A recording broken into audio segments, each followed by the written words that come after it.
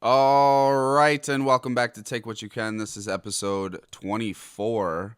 Can't believe we're already on 24. But yes, episode 24, we're going to be reacting to NFL Week 15. A few of the other games. There's a lot of games this week because nobody has a bye week. So we're going to try to break this up into a few episodes here. Today, we are going to start with Dolphins Texans. But before I get into that, don't forget to follow me on X, TWYCF on X. Take What You Can Football on X. I live tweet most of the games. I'm usually tweeting throughout the week too. It's a good time. Yeah, feel free to just shoot me a follow, and yeah, let's get into this. Dolphins Texans. So I did pick the Dolphins on this one. Kind of a rough pick, not gonna lie.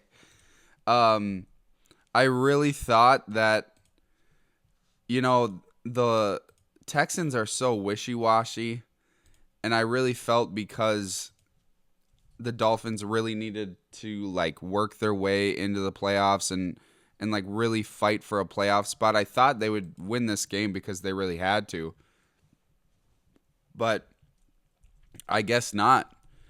Um, and mainly the reason why, seemingly, it was because of Tua came up with like very, very crucial turnovers in the game. So I'm gonna pull up these stats here if I can find the game. Um, okay, it's closer than I thought. But let's see here. Okay, so Tua was 29 to 40, 196, one touchdown, three interceptions. Yikes. Tua has games like that sometimes. He's all about the anticipatory throws. Um, and sometimes, I mean, obviously, as a Vikings fan, I'm used to that with someone like Kirk Cousins.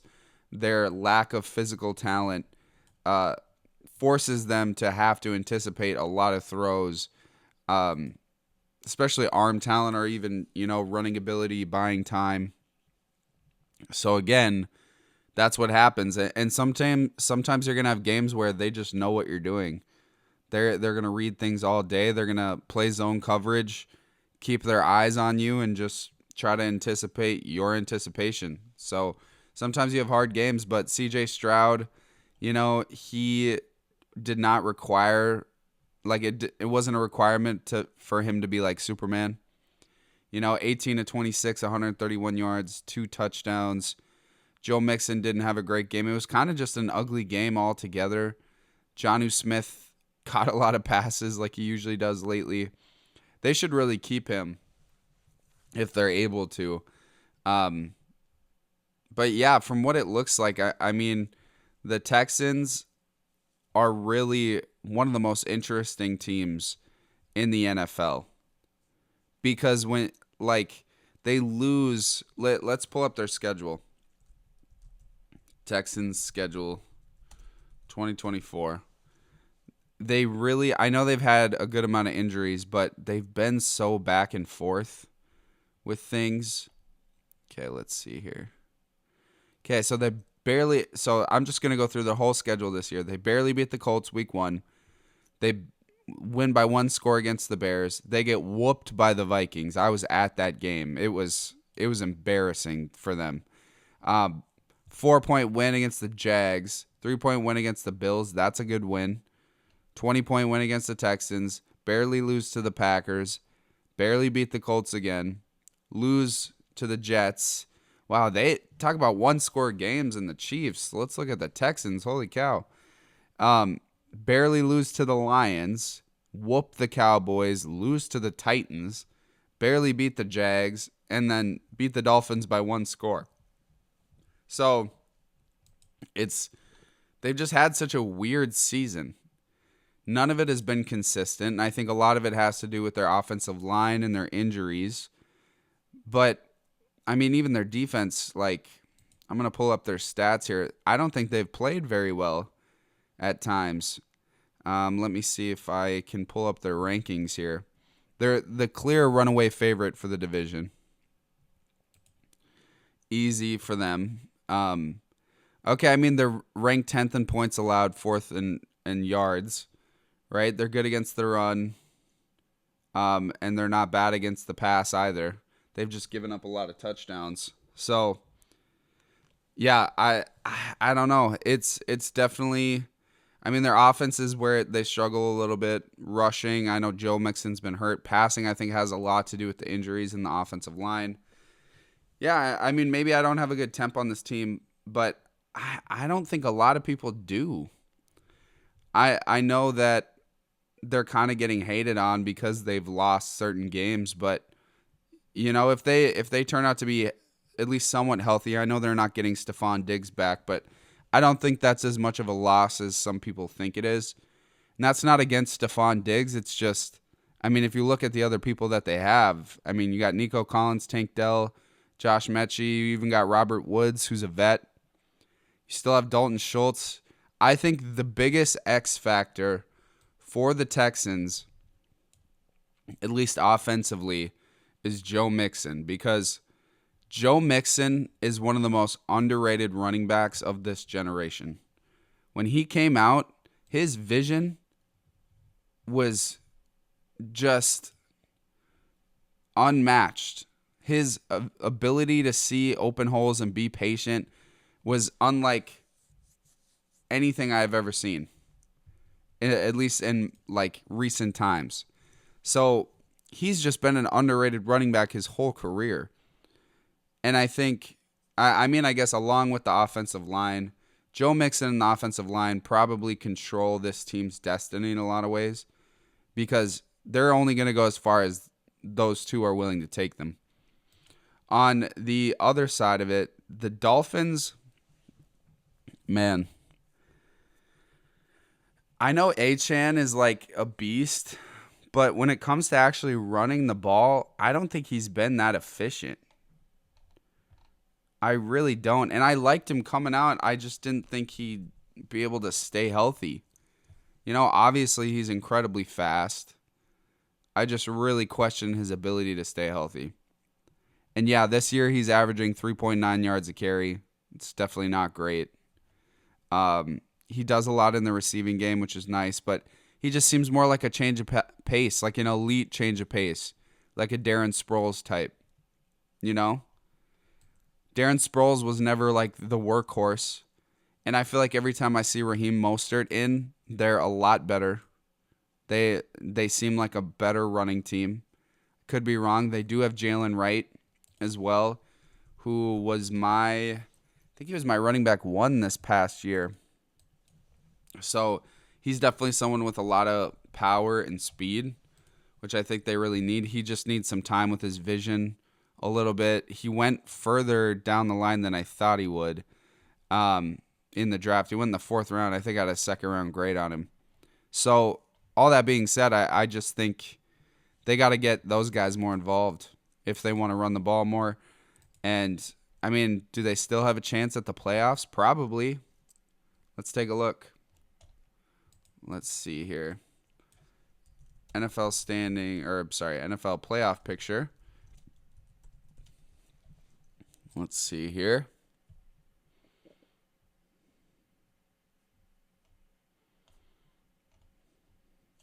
Come on now, NFL playoff picture. I would assume they're still in the hunt. I always forget it's in New Orleans. Kendrick's performing, but I don't know. I feel like Lil Wayne would have been better.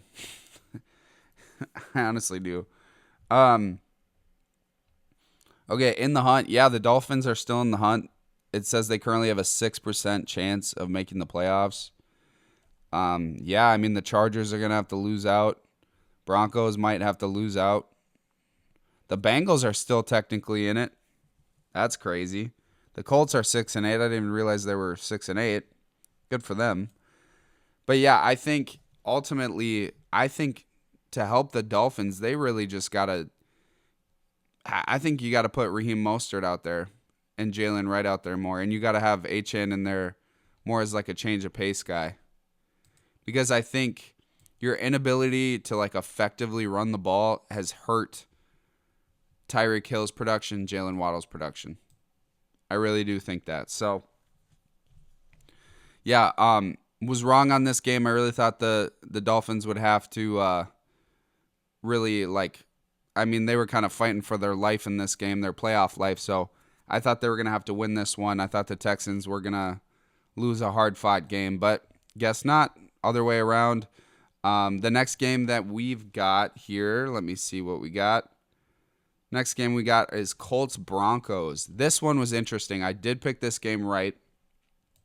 It's Jonathan Taylor, man. I saw something about, it was on X. I saw something about after the Jonathan Taylor fumble in the end zone, or like right before the end zone, the different, like the momentum swing. Hold on, let me see if I can find this. It was a really awesome post. Let's see here. Come on now. Okay, here it is. Broncos, so this is from Bleacher Report. Broncos since this Jonathan Taylor fumble at the goal line, 24 unanswered points. Defense scored 3 turnovers, or forced 3 turnovers, 1 pick six. Momentum change. Yeah, huge. Yeah. All because he dropped it like a second early. Why does that keep happening? That happened to Jordan Battle too. Like, what is up with these guys? Like, imagine being used to getting in the end zone that much that you just drop it. You know? If I played football again, I would be holding on to that thing. Be like, look, I scored. I did not score many touchdowns when I played football. I did not play very much either, to no surprise. But yeah, I mean, I don't know how people don't just like hold on to it, you know? It's crazy. But here, let's pull up some of the stats of this game. I anticipated the Broncos defense to just ball out, which I think they did. Yeah, I mean, they had, 4 turnovers, it said? Yeah, okay, so Anthony Richardson, 17 to 38, 172, 2 interceptions. Yikes. I still believe in Anthony Richardson. I think they are not doing the right things around him. I think they have the talent. The coach doesn't seem to get it. I mean, I could be wrong. Maybe it's Anthony, because usually when you throw in another quarterback in there, they do really well. I think they could definitely do some work on the offensive line. I think a tight end would help. A lot of these receivers are talented, but they're young. So, I don't know, man. I think you got to find a way to build on Anthony Richardson's strengths. And you're going to have him run the ball more. You're going to have a lot more like deep passes. I mean, yeah, even running the ball, he had 7 carries, 46 yards, and a touchdown. Like, you got to build on that somehow. You got to find a way to build on that.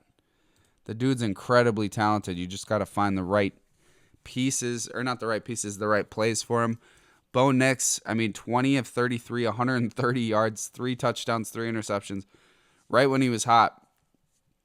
I was not nearly as high on Bo Nix as other people, or even as high as he was drafted.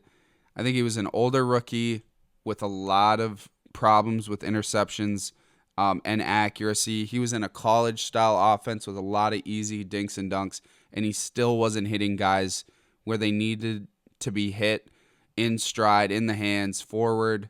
You know, he wasn't leading receivers. He was still kind of missing. So, I mean, it's good that he started a lot of games, but also you would think if someone started that many games, they would be a little more polished than that. But that's just me. Yeah,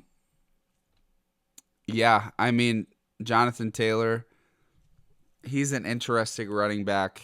I mean, he's getting paid a lot of money, and he's good, but I don't know. He's definitely not on Saquon's level.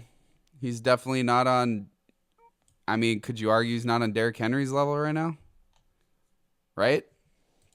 So it's like, okay, well, let's justify the payment here, you know? Because you had one really great season. You also did have like one of the best running back or offensive lines in football at the time. He's having a solid season, 208 yards or 208 rushes, 911 yards, 4.4 yards a carry, and 5 touchdowns on 11 games. Definitely solid, definitely good.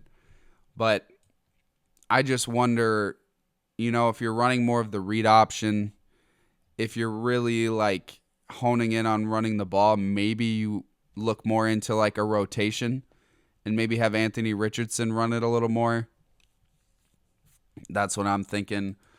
Their defense has, they did pick him off 3 times. They picked Bo Nix off 3 times. Virtually the Broncos couldn't run the ball. So a lot of this was offensive turnovers, but even then, you still won the turnover battle. Pretty sure. Let's see here. Okay, I know the Colts turned the ball over 5 times. Well, one of those was the Jonathan Taylor thing. Okay. 3 of them were fumbles. Holy cow. Was that Anthony Richardson that fumbled? Holy cow. Let's see here. Okay, Adonai Mitchell lost one. Jonathan Taylor lost one. And then it might have been Anthony Richardson. No, Michael Pittman. Yeah, just the turnovers, man. I mean, this is a really good Broncos defense, so you got to give them a little bit of credit. But it's mainly the turnovers. It's really what's killing them. Because I'm looking at some of the highlights here. They're up 13-7 at halftime against a team that I think, talent-wise, they're not that far off. I just think they're not executing to the same level,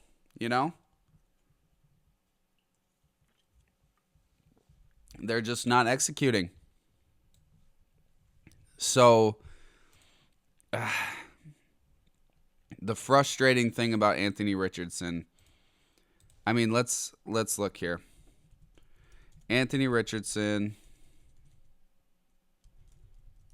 versus Broncos. Let's see if I can just pull up his highlights and see.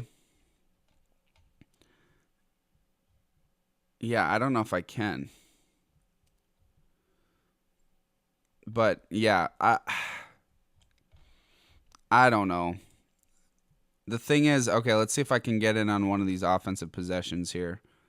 Anthony Richardson, early in the game. His footwork looks a lot better than it did coming out of college. Just drills one to Josh Downs for the first down. His footwork looks like it's getting a lot better.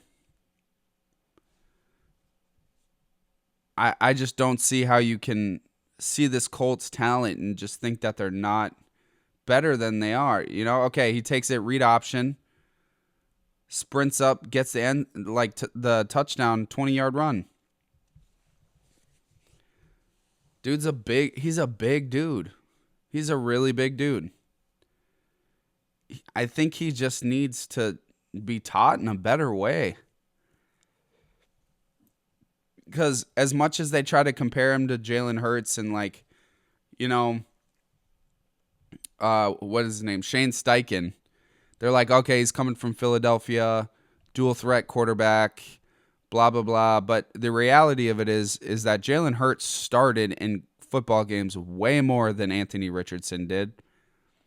Jalen Hurts and Anthony Richardson have somewhat similar skill sets, but their weaknesses are very different. Like Jalen Hurts, yes, he can throw the deep ball, but again, he's got a long, his throwing motion is kind of elongated at times. He really likes the deep ball. He struggles with really accuracy type throws. Anthony Richardson, I guess they're pretty similar. It's just difficult because I guess the first way I put it's the best way to put it. Their strengths are similar, but their weaknesses are not. Throwing under pressure is something that Anthony Richardson struggles in. He has not started a lot of football games. He hasn't had a lot of experience. He definitely has more long speed than Jalen Hurts, I would assume. I guess I can look from what I've seen. Jalen Hurts 40 time. What was his 40 time? Yeah, 4.59. Yeah. Long speed, Anthony Richardson definitely has an upper hand on him. He's bigger. Yeah, that's what I would say. He struggled with accuracy at times, but it mainly was because his feet weren't right. Like Jalen Hurts just didn't throw the ball, and he just didn't have like I don't know. I guess there are some similarities. I think I'm talking myself into it, but also there aren't at the same time. I think to just fully translate them isn't fair. From one coach or from the coach onto the oh my gosh, I can't talk. From the coach to Jalen Hurts to Anthony Richardson, it does not fully translate. At least I wouldn't say so. So I think until they get a lot of those things fixed, they're going to continue to struggle against defenses like this, hardcore. But yeah, the next game we got here, Bills Lions. Actually, let's save some time here. Let's do the Patriots Cardinals and Bucks Chargers first, because those other two games I'm going to spend a lot of time talking about. So Patriots versus Cardinals. I picked the Cardinals to win this game. They did win. Overall, good game. I think if you give the Cardinals a year or two, man, they're going to be a serious team. They are already kind of scary. I definitely wouldn't bet against them in the long term. Kyler Murray is playing really well in terms of his ability at quarterback and just like reading the right plays. He's playing winning football. He's not just running around making like high level throws all the time, which isn't bad, but also like in order to win like and be that guy, you have to be like better than everybody else. So he was 23 of 30, 224 yards. Drake May was 19 of 23, 202 yards, 1 touchdown, 1 interception. Kyler didn't have a touchdown or an interception. Drake May ran for a touchdown. Ramondre Stevenson, 5.3 yards a carry on 13 carries. James Conner, 16 carries, 110 yards, 2 touchdowns. You'd love to see that. Again, yeah, the Patriots receiving core has just really struggled. Trey McBride goes off again. Yeah, this Cardinals offense is just scary. Just absolutely scary. But let's see some of the team stats here. You know, the Cardinals were plus 11 in time of possession. That's huge. They didn't really have that many more offensive yards, but I mean, that's what happens, dude. When you win time of possession. What's the turnover battle? Cardinals won the turnover battle 1-0. You know? That's good. Or I'm sorry, holy cow. 4-2. Oh, wait. No, okay. These weren't fumbles lost. Okay. They still fumbled 3 times. They just recovered them. Yeah, I just want to pull up. Okay, so we got Drake May on the screen here. Drake May has played better than I initially thought he would. And he's obviously in a struggling situation. Or a difficult situation. But I mean, the Patriots are just so depleted of talent in a lot of ways. And everybody likes to blame Bill Belichick, but he kind of called it. Like, he literally said, we're, like, when they were winning Super Bowls, he's like, we're sacrificing the future in so many ways, and we have to accept that if we want to win. I think once he decided to keep Tom Brady, or once they decided as an organization to keep Tom Brady, and not Jimmy Garoppolo, I think he really was like, okay, well, we're going to try to win as much as we can, but this is going to be bad in the long run. And this is where we're at. I mean, they're 3-10. Not good. Definitely not at all. But Drake May's, I mean, at least playing pretty well. He doesn't have a great supporting cast around him. I think is he better than Mac Jones, though? I don't know. Like, coming out at least. Obviously, he's showing that he's a little better right now. But the Patriots are just, I mean, even defensively. Let me pull up their stats here. Patriots team rankings. Yeah, offensively they're bottom of the league, and defensively they're below average. They're better against the pass than they are against the run. I mean, it goes to show, what they did against James Conner wasn't great. Ramondre Stevenson is always a bright spot for the Patriots. Hunter Henry, Austin Hooper, they have their moments, but they really just need wide receiver talent, or I think even offensive line talent too. Because who do we got here? I think they have some, but not a lot. Let me pull up their offensive line. Because that's always something typically something they've been good at, is building their offensive line. But, yeah, yikes. Onwenu, or whatever his name is, he had a solid career to start, but he's gone down in ability here. They just have a lot of young guys who aren't playing well, seemingly.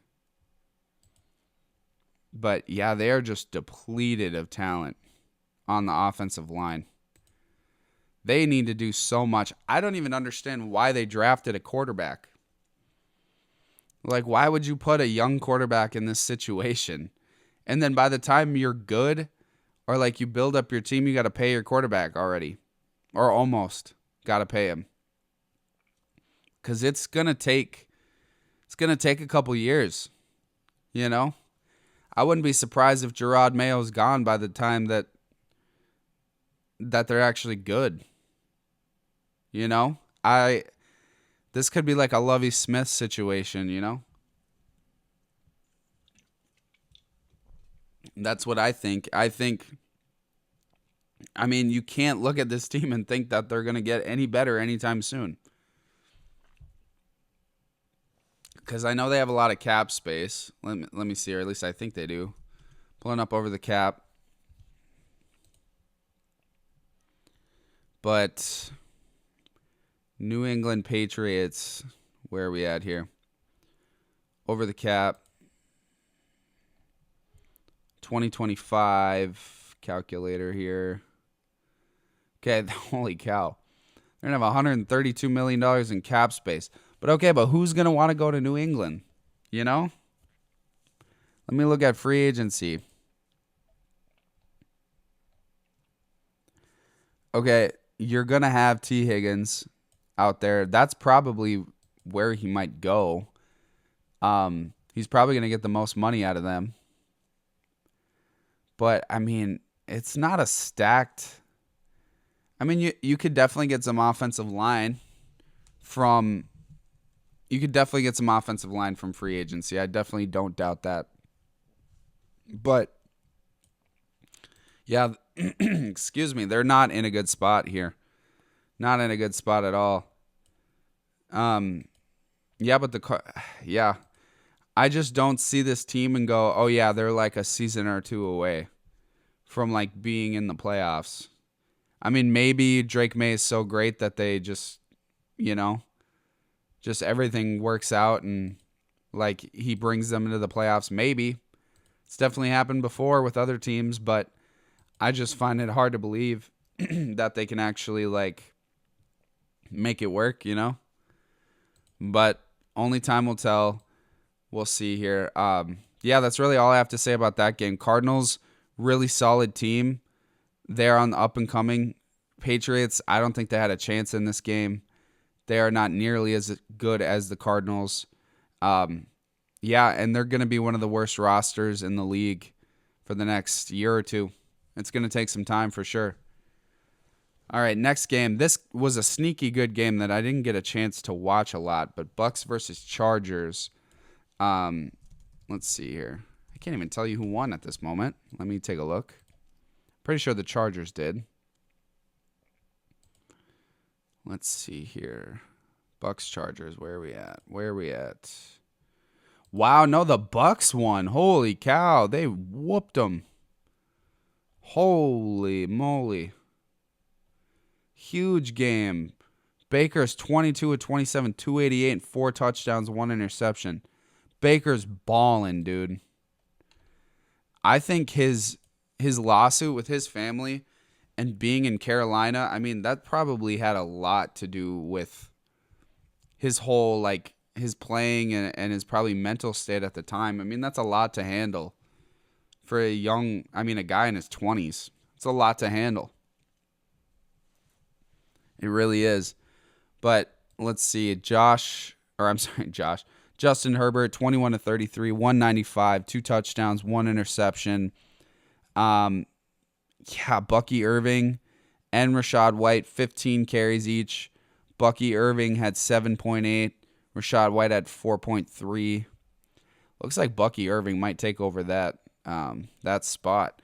Mike Evans, 9 catches, 159, 2 touchdowns. This dude's a beast. Holy cow. Ladd McConkey, 5 catches, 58. Quinn Johnson, 5 catches, 45. Ladd and Quinn Johnson both had a touchdown. Yeah, holy cow. Let's see here. Team stats. Actually, I just want to hop in this game and see a little bit of what they're doing here. The dude's got a really good arm.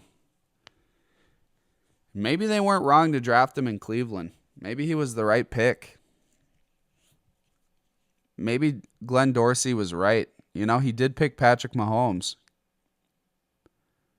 And Baker's just making the Browns look foolish, man.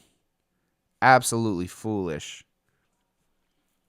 I mean, if you just would have kept Baker, I mean, you probably would have had a better team. Not saying they'd be good.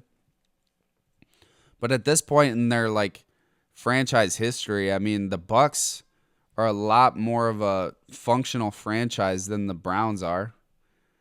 I mean, I just think they didn't have a history of, like, high-level winning. And then Tom Brady came in and they were able to win right away.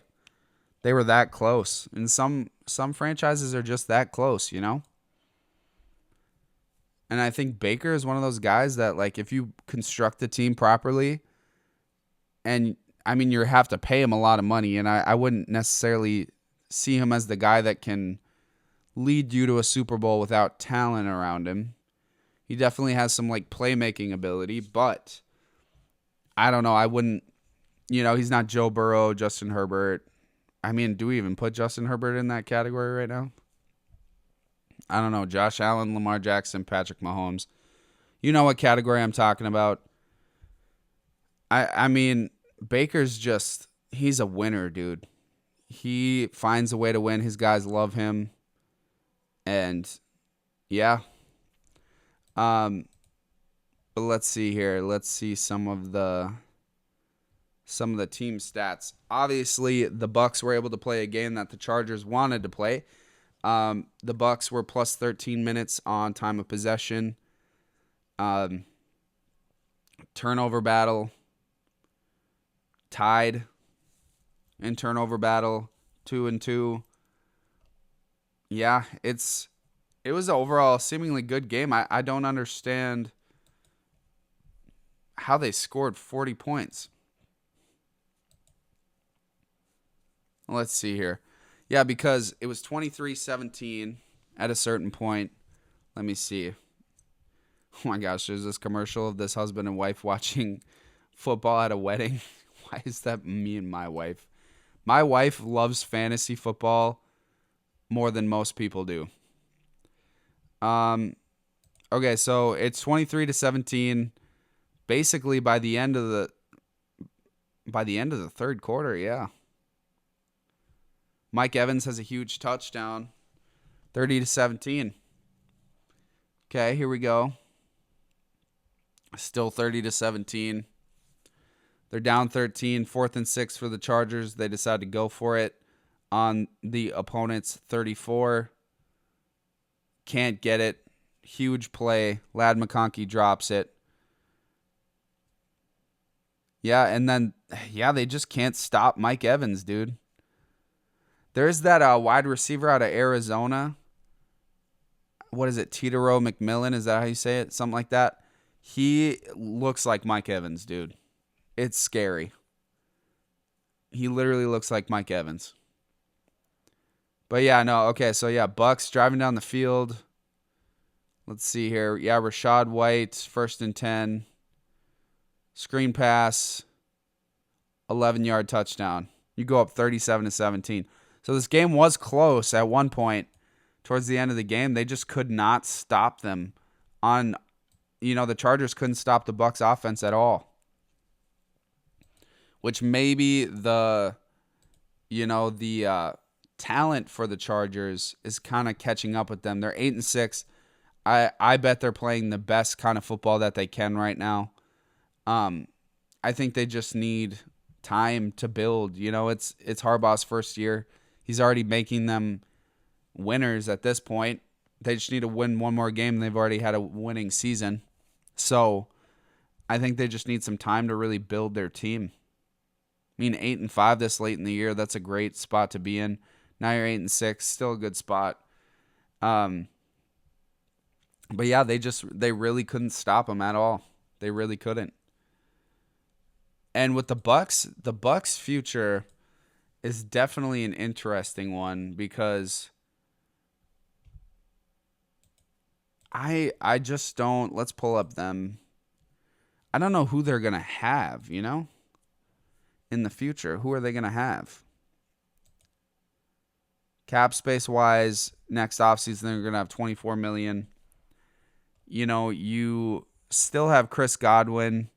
You still have all the main guys. They're just older. And maybe this is where a lot of them cap off in terms of talent. So maybe at some point you just have to say, okay, well, we got to find a way to make our team a little younger here. Because even Baker's 29. He's not young, but he's a quarterback. He's not old. He's definitely probably got like a solid 5 more years. You could try to make a run. But you're going to have a really talented roster. And you're probably going to have to find a way to, make it work on a young team. So we'll see. But the Bucs are good for now. I think they just have some very... a lot of those guys won Super Bowls, so it's not fun decisions. Not a lot of fun decisions to make. But yeah, let's get into the games that we really want to talk about. We're going to start with, oh, wow.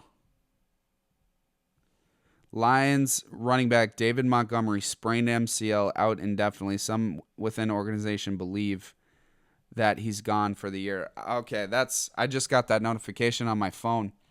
That's a good transition to this game. They lost Aleem McNeil and David Montgomery and Carlton Davis for the year, man. Holy cow. That is, a lot of those are big losses, dude. Really big losses. And I think with all those losses, I don't think they're the favorites. And I think, I had a lot of conversation about this on X, and a lot of people disagree, but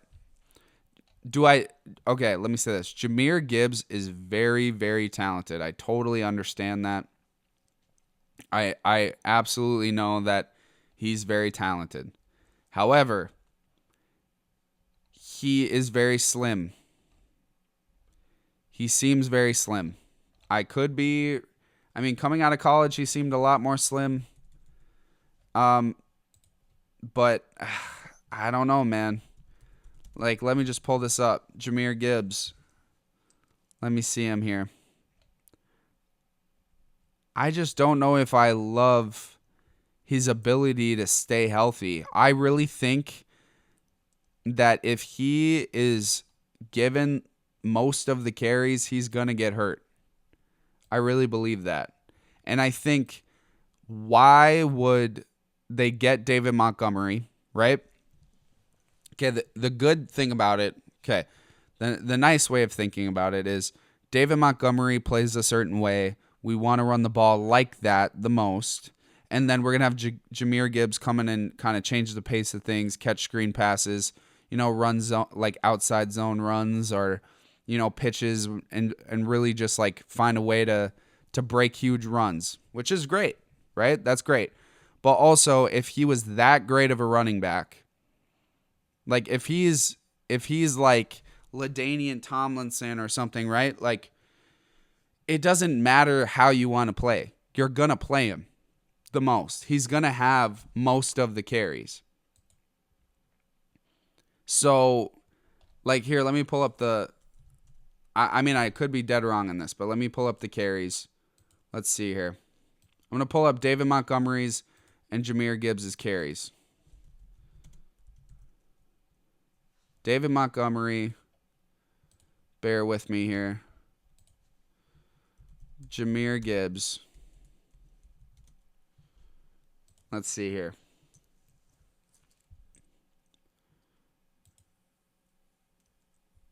Okay, so they have. Oh, wow. Okay. They basically have the same amount of carries at this point. But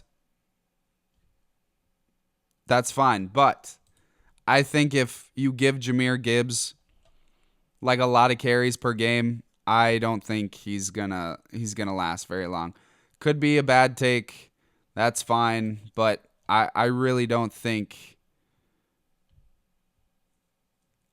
Yeah. I mean, I guess the carries are the same. So I was wrong on that. That's fine.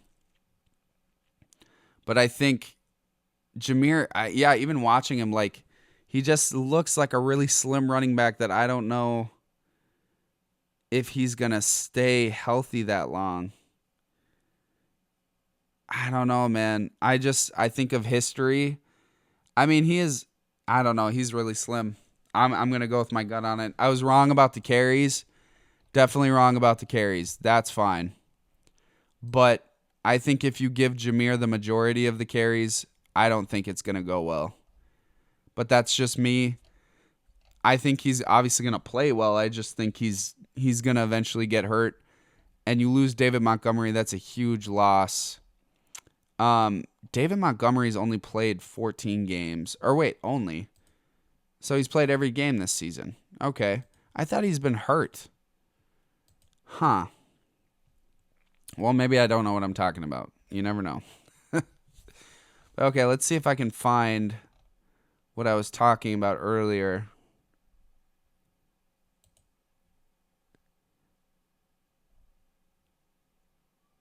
But let's see here. Yeah, I mean, I think there is something to be said about a first round running back not getting the majority of the carries. I was wrong about, the amount of carries each of them are getting, but I don't think that it's going to last very long.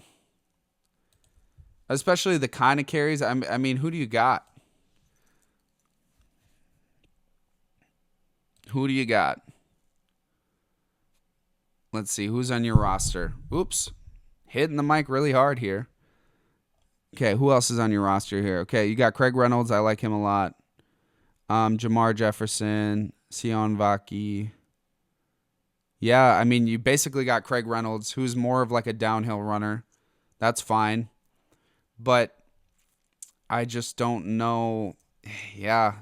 I mean, we'll have to see. But if the Lions want to continue to run the ball as much as they've ran the ball, if the majority of those carries are going to Jahmyr Gibbs, I believe he's going to get hurt. That's just me. Because let's see if he's had an injury history.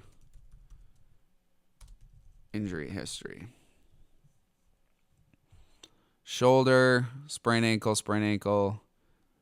Hamstring pull. Okay. He's had some hamstring pulls. Yeah, we'll see. We will see. I don't know. I really think yeah, man, I don't know. There's got to be a reason that they're not, like, they're literally going 50-50. And like, that's fine if you want to go 50-50 on carries with your running backs. But to me, then it doesn't make sense to draft a running back in the first round. You know? If you don't think he's going to be like that guy, and I think they know that he's going to get hurt. I honestly just think they know he's going to get hurt. I really do. But we'll have to see. Huge amount of losses for the Lions. Huge. Losing David Montgomery is huge. But here, let's talk about this game a little bit here. Why? I did not believe I did not know that I was wrong about the carries. That's crazy to me. They literally have that many. Literally have the same amount of carries. That's crazy. But okay, we'll see. We will see. I'm just I just find it hard to believe that he's going to stay healthy. But I'll eat my crow, man. If he stays healthy the rest of this year and the Lions win the Super Bowl and he's like a big part of it, I was wrong. Then I'll just say I was dead wrong on Jahmyr Gibbs. I was totally dead wrong on him in the draft. That's fine. I can handle that. I'm not going to be 100% right. That's okay. I just love talking about football. I have my opinions. That's what it is. Everyone has their own opinion. Jared Goff and Josh Allen. I mean, Jared Goff, this is the kind of stat line that you should be like totally pummeling somebody in the game. Actually, 59 throws. You're not throwing the ball 59 times if you're winning. But 38 of 59, 494, 8.4 yards per pass, and 5 touchdowns. But Josh Allen was better overall, 23 of 34, 362, 2 touchdowns. But he also had 2 running touchdowns, 11 carries on 68 yards. James Cook, 14 carries, 7.5 yards a carry, 2 touchdowns. You know, Jahmyr Gibbs didn't run the ball well. Jared Goff, 2 carries, 13 yards. David Montgomery got hurt early in the game. Amon-Ra St. Brown went off. Sam Laporta went off. Jahmyr Gibbs had a lot of catches. 5 catches, 83 yards, and a touchdown. He was really doing everything. I just really think this team is in trouble. They've got a lot of major injuries. This defense is going to be in a lot of trouble. And they're going to have to score like 40 points a game or 30 points a game to win games. And if you have to do that in the playoffs, it's not going to be fun. And really the thing that you had on your side was, you know, time of possession and really just hammering away with David Montgomery and Jahmyr Gibbs. And if you lose David Montgomery, I think that's going to be huge. I really do. But, yeah, we'll have to see. This is probably just like a horror game for the Lions this season. Absolutely a horror game. I think the Eagles immediately become the team to beat in the NFC. Can't fully underestimate the Lions, but I think at this point the Eagles are probably better when the Lions have lost this many players. I mean, you've lost Aiden Hutchinson, you've lost Ali McNeil, your 2 best defensive line players. You've lost probably your best corner. You've lost one of your starting running backs, which I think ultimately puts your other running back at risk. So we will see. But yeah, we will see. I guess the last game we're going to talk about today are the Steelers-Eagles. And I'm not going to lie, I'm pretty disappointed in the Steelers. Luckily, they are keeping TJ Watt for the year. He's not going to be out for the year, which is a blessing for them. I really thought he was going to be down for the year. It looked bad, but everything seems fine in terms of the long term. But I really thought the Steelers would be able to put a damper on the Eagles' offense here. I mean, and in some ways, they kind of did, you know. Jalen Hurts, 15 carries on 3 yards a carry and a touchdown. Saquon, 19 carries, 65 yards. That's 3.4 yards a carry. That's essentially shutting down Saquon Barkley. But in that, Jalen Hurts, 25 of 32, 290, and 2 touchdowns on the passing. I mean, yeah. I mean, they didn't have George Pickens. I still thought they could find a way to make it work, but they just couldn't. The Eagles' defense was too much for them. Time of possession, the Eagles just dominated, especially at the end of the game. the Steelers just got so tired and they could not stop them at all. They just couldn't stop the run. It didn't matter if it was Saquon. It didn't matter if it was Kenneth Gainwell. And if there's any team to do it, it's going to be the Steelers. And it's just scary for everybody else. Basically, what you have to say is that if you're going to beat the Eagles, it's going to have to be a high-scoring game, and you're going to have to be able to pass. Because I know they're good at both, but you have to be able to score points quick. Not because their pass defense is bad, it's actually really good. But if they're going to beat you in time of possession, more than likely, and they're going to wear you out at the end of the game, you got to come out swinging, and you got to score points fast. Like, really fast. But what the problem with that is that, they have really good pass rushers. Fortunately, they are pretty young. So, let's see where they are in sacks. Let's see here. Philadelphia Eagles. Pulling up. See if they've got the rankings on sacks here. Team stats and rankings. Defense. They're not even going to have sacks? That's crazy. Let's see it here. Where can I find these? Wow, it's not even going to give that to me. Wait, rushing and receiving, kicking, defense and fumbles.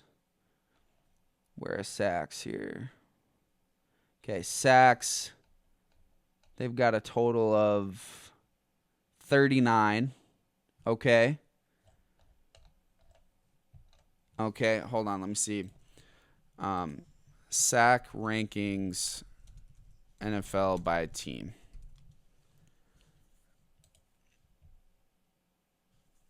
Let's see here.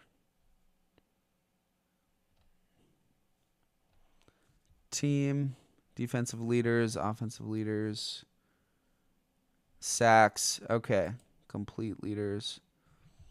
Okay, so the Broncos seem to be leading the league in sacks.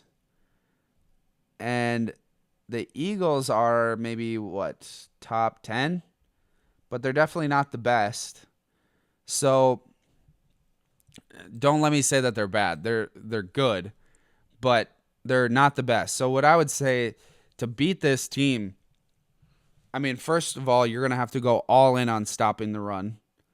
And you're going to have to play man coverage against A.J. Brown and Devonta Smith, and you have to understand that you're going to lose some of those battles. You just are. And you just have to slow Saquon down. You can't let Saquon beat you. And then from there, when you're on offense, you got to score fast. And a lot of that's going to be passing the ball because you're not going to win the time of possession running the ball game. They're going to be able to stop the run on you. It's not an easy task. It really isn't. So, again, we're talking about best case scenario of what you can do against probably one of the best teams in football. It's going to be hard no matter what you do. It's not going to be easy. I'm not making it sound or not trying to make it sound like it's easy because it's not. But I'm thinking about it more from like a Vikings perspective, right? Because obviously you still have to beat the Lions, but if the Lions have all these injuries, the Vikings and the Eagles are the top two teams. Luckily, the Vikings have, it's in their hands. If they win out, they win the NFC in the regular season. They are the first seed. So just for that sake, let's talk a little bit about playoffs. Let's talk about Vikings Eagles here just for a little bit. We'll do a full breakdown of this, I think, at some point. But I just want to pull up the matchups here for Vikings offense, Eagles defense to start. Let's see here. Philadelphia Eagles. Okay. So obviously, well, maybe not as obviously. So the Vikings offensive line is probably average at this point, especially without Christian Darrisaw. I think Darrisaw makes them above average. They're probably average at this point. Interior offensive line, they're going to struggle like most teams do. So I think you give the edge up on the Eagles a little bit. Receiver versus corners, I think This is probably one of the closest matchups, but I mean, I know Cooper DeJean and Quinion Mitchell are playing well. Darius Slay's good, but I don't know. I might give the. I mean, you got TJ Hawkinson too. He's getting better and better. I might give it to the Vikings. At least, okay, well, we'll say that one's a toss-up. You know, linebackers versus running backs, I think that one's a toss-up too. So we're going to get a little bit of the edge on the Eagles' defense. I'm not going to lie. As currently constructed, you know, this Eagles team is better than the Vikings. They just are. So it's just a matter of how are you going to beat them. So let's do the flip side. The Eagles have a little bit of an upside, I would say, on the Vikings offense. Their defense has an upside on the Vikings offense. Now it becomes Eagles offense versus Vikings defense. You know, they definitely have a better offensive line than the Vikings do defensive line, but you know they're going to come with those blitzes.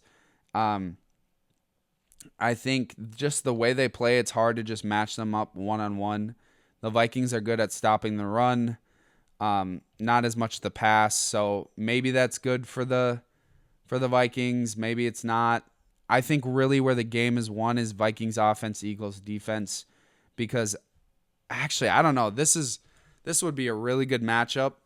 And as a Vikings fan, I'd love to just see how they would match up at home against the Eagles, because I know the Eagles are going to be the favorites. It doesn't matter. If the Vikings win out and are the 1 seed and play the Eagles at home in, say, the NFC Championship game, I know I'm getting really ahead of myself here, but say that happens, everybody's going to pick the Eagles. Everybody. I already know that's going to happen. So at home, what can the Vikings do? You know, this is the most Vikings kind of season. You have a backup quarterback who's super talented, historically backup quarterback, super talented. You know, you make him your starter, all of a sudden your team's just balling. And that's what the Vikings do, man. So I'm not trying to get my hopes up too high or too low, because I think the Vikings have showed a lot of promising things, but also at the same time, I know where we are limited in our roster, and I know the Eagles roster on paper is definitely a lot better. But you play the games for a reason, and it's going to be a good game if the Vikings and Eagles play each other. I'm not saying the Vikings are going to win. I don't know if I'd pick them to win. I don't know if I'd make them the favorite, but Lord Almighty, it's going to be a good game. But there are still a lot of teams that are good in the NFC. Who's to say that's going to be the last matchup in the NFC Championship game? You never know. But either way, the Lions are very much in a tough spot. I would not want to be them now. Maybe they can pull through and beat, the Vikings or the Eagles, but that might be a tough ask. So, yeah, but that's all we have for the rest of the Sunday games. Tomorrow, I will be reacting to the 2 Monday night games, along with breaking down the Thursday night football game a little bit. And then we'll talk, if we have some time, we'll talk a little bit about NFL MVP. So that'll be a lot of fun. Bears Vikings tonight, I'll be live tweeting Bears Vikings. Maybe I'll be watching Falcons Raiders a little bit, but I am a Vikings fan, so we'll see how that goes. But follow me on X, TWYCF on X. Take What You Can Football on X. I live tweet games all the time. And then, like I said, tomorrow we'll break down Thursday night, Chargers versus Broncos. That's going to be a good game. The discussion on NFL MVP for Josh Allen and Lamar Jackson and Saquon Barkley is really heating up. So we can talk a little bit about that, break down some stats, all that kind of stuff. If we have some time. Random Thursday on Thursday, we just go on X and talk about anything in the news. I'm excited to talk about drones. I've heard a lot about those. I don't know what the heck's going on with the drones, but I'm excited to look at that. And then Friday, we'll just have the rest of Week 15 predictions. So stay tuned for those. And as we end every podcast, don't forget, Jesus loves you. He died on the cross for your sins. He gives you eternal life if you believe in him and put your faith and trust in him. Praying to Jesus and having a relationship with him has been the best thing in my life that could have ever happened. I'm eternally grateful, and he constantly gives me guidance and truth and discernment. So I just would encourage you to put your faith in Jesus, because that's ultimately what all this is about. So thank you to anyone who listens. I appreciate you. Yeah, take care. Have a good day.